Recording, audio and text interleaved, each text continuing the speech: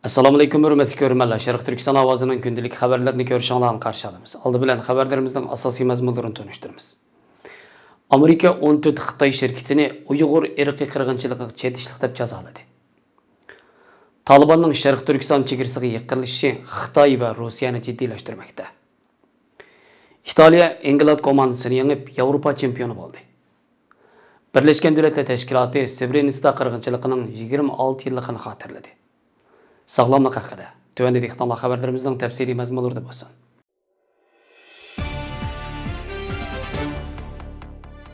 Amerika Savdo Ministerligi 9-iyul cümə günü 34 şirkətni kişilik hüquqi daxili təruz qilish, öz armiyasi bilan quyuq munosabat o'rnatish hamda Amerikaning davlat bexatarligi tahdid soladigan chet el shirkatlari deb jazo yurgizgan. Buning ichida 14 Xitoy shirkatlari ekan. Amerika Savdo Ministerligining bu vaqtdagi bayonotida Amerika Xitoydagi 14 shirkatni atalmış Şinjan Uyghur Abnum rayonidagi Uyg'ur, Qozoq va boshqa musulmon millatlarni bostirish, keng ko'lamli tutib turish va yuqori texnikalik nazorat qilish harakatlarini qo'llaganlik uchun jazo berilganligini. Xitoy Kompartiyasining davomli Sharq Turkistonda irqiy qirg'inchilik va insoniyatga qarshi jinoyatni davomlashtirayotganligini bildirgan. Ma'lum bo'lishicha, bu qatim jazo tadbiri e'lon qilingan shirkatlar asosan Xitoy hukumatining Uyg'urlar qiratgan yuqori texnikalik mutlaq nazoratiga moslashgan va texnika asosi bilan ta'minlangan shirkatlar. Ya'ni Xitoy elektron va uchur texnikasi akademiyasi, Xinjiang Lianhai Chuangji uchur texnik shirkati, Xinjiang Kober uchur texnik shirkati, Xinjiang Yelkanlik uchur texnikasi, Xinjiang Huantay aqliy iqtidorli texnik cheklik shirkati va Chengdu Shivu bexatarlik sistemasi cheklik shirkati qatorliqlarni o'z ichiga olgan.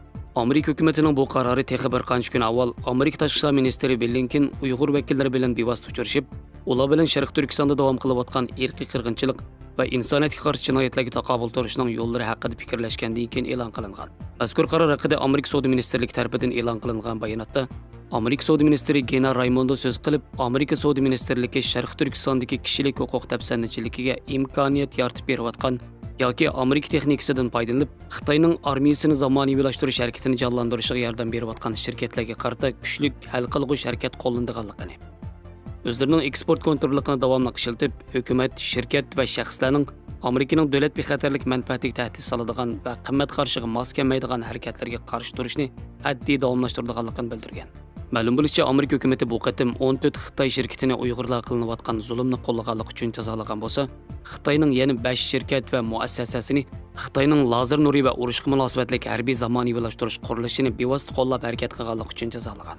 Reuters agentligining xabariga qaraganda, odatda qora tizimga kirgizilgan o'rinlarning Amerika sudi tarmoqlarining ijozatnomasiga iltimos qilishi shart qilib qo'shilib, ular Amerikadan har qanday bir narsa sotib olmoqchi bo'lsa, qattiq tekshirishlardan o'tadi ekan.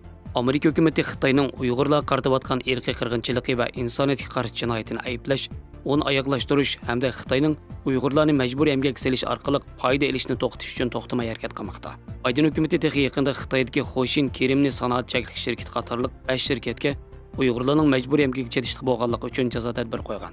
Bu yil 22 mart kuni Bayden hukumati yana Uyg'urlar qaratilgan irqiy qirg'inchilikda rol bo'lgan Sharq Turkistonda turishliq ishlab chiqarish va qurilish bankani Partiya komitetining sekretari Wang Junjing va atalmış Uyg'ur Abnum rayonlik jamoat xavfsizlik nazoratining noziri Chen Mingoga yer shari Magnitsky qonun orqali jazo yurgizgan.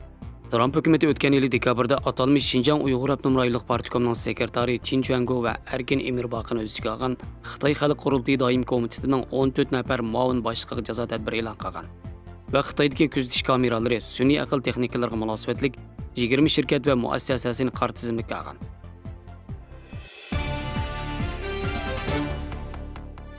Talibanlar Sharq Turkiston chegarasiga yaqinlashgandan keyin Afg'oniston vaziyatining qanday taraqqiy qiladiganligi atrofdagi rayonlarga bevosita ta'sir ko'rsatdi. O'rta Osiyoda muhim manfaati bor Xitoy, Rossiya qatorliq davlatlar Afg'oniston vaziyatining o'zgarishiga taqobil turish uchun diplomatik harakat boshlagan. 9-yil kuni Xitoy Kompartiyasi Xitoy tashqi ishlar ministri Wang Yining 12-yildan 16-yilgacha Turkmaniston, Tojikiston va O'zbekistonni ziyorat qiladiganligi e'lon qilingan.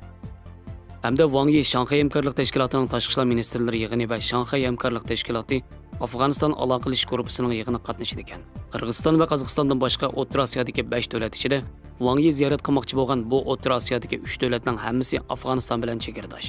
Afg'oniston vaziyatining jiddiylashib o'zgarishi, O'rta Osiyoning bexatarligi va Xitoyning yerlik manfaatini qanday qo'g'dab qilish Wang Yining O'rta Osiyodagi 3 davlat orasida muzokara qiladigan muhim temaga aylangan.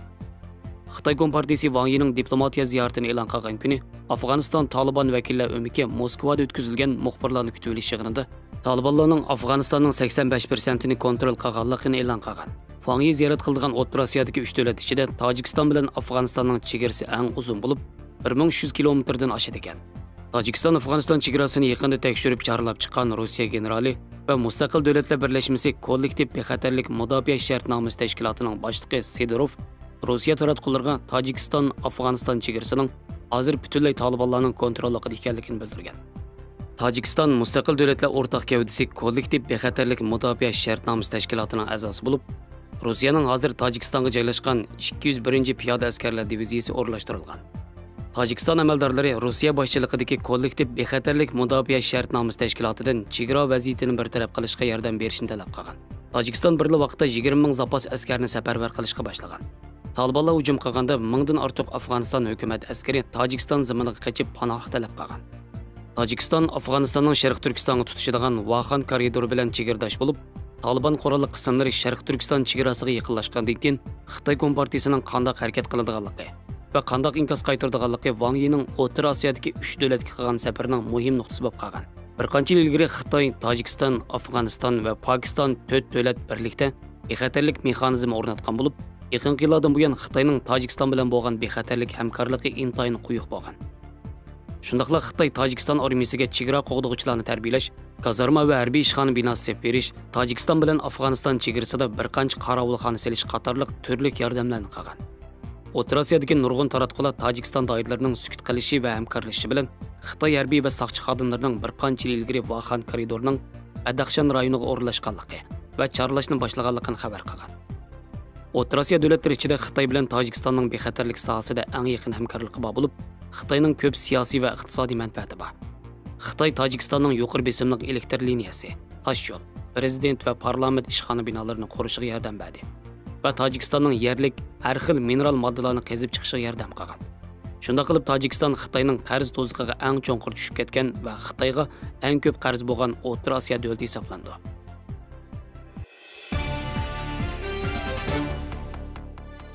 Yevropa futbol o'nqisining hal qilg'uch musobaqasi 11-iyul kuni kechda Londondagi Wembley tantarbiya sarayida 60 mingdan ortiq tomoshabinning ishtirok qilishi bilan England bilan Italiya o'rtasida o'tkazilgan bo'lib, Italiya eng oxirgi nuqta to'p bilan England komandasini yengib chempion bo'ldi. Bu Italiyaning 53 yildan keyin qayta chempionlikni qo'lga keltirishi bo'lib, komanda tarixida yana bir qatam g'alaba qilish rekordini yaratgan.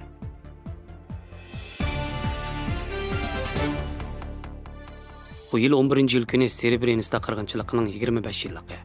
Birlashgan Davlatlar Tashkilotining 17 nafar kishilik huquq mutaxassisi har qaysi davlatlar hukumatlarini 1995-yildagi Serebrenitsa irqiy qirg'inchiligida qazo qilganlarni xotirlash, xatoligi bilan suyish, sig'dirish va odil jamiyat barpo qilish orqali o'qil vahshiylikning qayta yuz berishining oldini olishga chaqirgan. 1995-yil 11-iyul kuni sobiq Yugoslaviyaning Serebrenitsadagi 8 mingdan ortiq musulmon, cho'ng-kichik erlar Serb Cumhuriyat armiyasi tomonidan qirg'in qilingan. Xalqaro adliya sudi va sobiq Yugoslaviya xalqaro jinoiy ishlar sudining hukmiga asosan surat va guvohlik so'zlariga asoslanib, Serebrenitsada yuz bergan qabih zo'ravonlik va milliy tozalash, ayollar va bolalarga qaratilgan jinsiy zo'ravonlikni o'z ichiga olgan irqiy qirg'inchilik jinoyati shakllantirganligini bekitgan.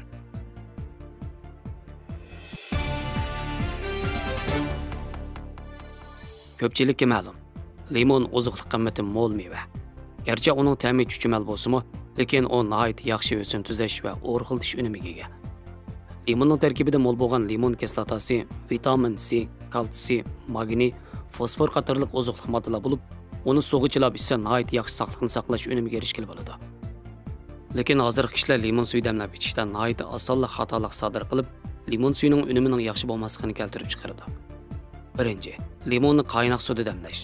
Limonning tarkibida vitamin C bo'lib, qon tomirlarining elastikligini va avrishimlikini oshirib, terida dog' paydo bo'lish ehtimolligini tizginlab qolmasdan terini oqartish, terini oziqlantirish roliga ega.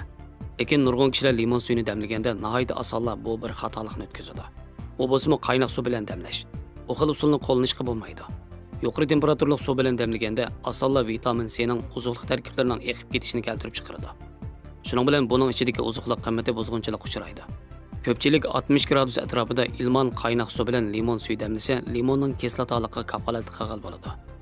Yana vitamin C ning eqib ketmasligiga kafolat qilgan bo'ladi. Ikkinchi, limonning postini so'yib o'tish. Ba'zi kishilar limondagi chuchmal ta'mdan qo'rqadi. Shundaqla uning o'rg'latib mayni yo'qotishdek yaxshi unumini ko'zlaydi. Shunga postini so'yib o'tadi. Bunday qilganda limondagi chuchmal ta'mni yengillatgan bo'ladi deb qaraydi. Ammo bu xil usul texmi muvofiq emas. Limon posti tarkibida muhim bo'lgan oziqlik moddalar bo'lib, agar postini so'yib o'tganda uning oziqlik qiymati tövallab ketadi. 3. Kunduzi issiq qaradab ketadi. Limonning tarkibida vitamin C bo'lib, ayollar doim ichib olsa, oqartish unumi nihoyat yaxshi bo'ladi. Lekin to'g'rida nurg'un kishilar limon suvi faqat kechda ichishga mos keladi. Kunduz ichib olsa, ishgan sir qaradab ketadi deydi. Chunki uningdagi vitamin C nur bilan uchrashgandan keyin parchalanib ketadi. Amaliyotda kunduzi limon suvi ichsami qaradab ketmaydi.